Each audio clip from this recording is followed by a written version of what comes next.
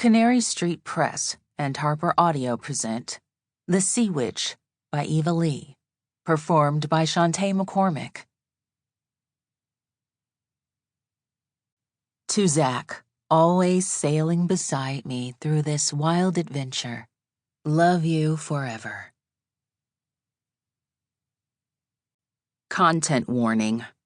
Please note this book contains descriptions and depictions of enslavement. Chapter 1. Massachusetts, 1719. The cold, thick shadows of midnight were her only safety. Alys Tanner galloped her stolen horse into the shelter of a stand of trees. Pulling sharply on the reins, she urged her mount to stop within the white oak's sanctuary. The trees shifted and rustled with the wind, whispering sullenly to themselves, resenting her presence. These woods had protected Alys her whole life, given her a haven when she needed to hide. Yet now she wasn't welcome, a fugitive, even as she hoped the oak's shadows hid her. She closed her eyes and concentrated, reaching out to the night, drawing on its darkness. Though she was half a mile from the ocean, the water was near enough, strengthening the power within her so the night thickened into a briny-scented cloak that hid her and her horse. Beneath her, the anxious animal stepped sideways. It tossed its head, making the hardware of its bridle jingle. She leaned forward as best she could with her skirts wound around her legs to ride astride and stroked the horse's damp neck in an attempt to soothe it. The beast wasn't familiar with magic. In Norham and small villages up and down the colony's coast, power such as Alys's was always ruthlessly stamped out the moment it appeared.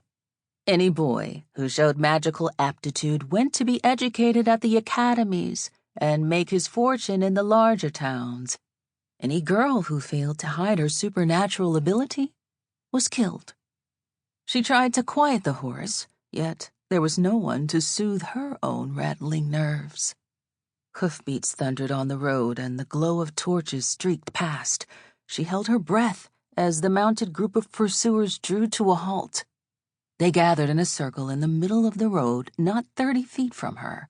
Her mantle of magic-summoned shadows clung to her and her horse. For now, a dozen men massed, all of them as known to her as her own blood kin. Some of them were her blood kin. They wore cloaks over their rough fishermen's clothing, the hoods pulled up and low, but she recognized them just the same. Her house is empty.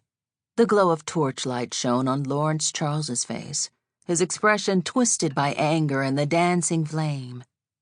"You should have waited," Constable John Vale protested. "The dresser drawers were on the floor, clothes were scattered." "How did she know we were coming for her?" Vale growled. "Her magic."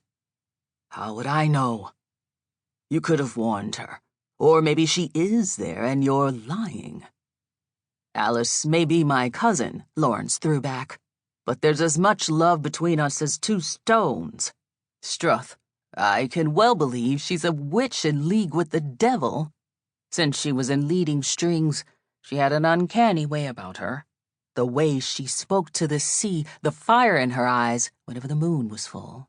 And then when her husband died, when she murdered him," Quentin Brown said grimly, "used her magic to strike him down upon the deck of his own boat so she could take the vessel for herself." The men muttered prayers. It wasn't true.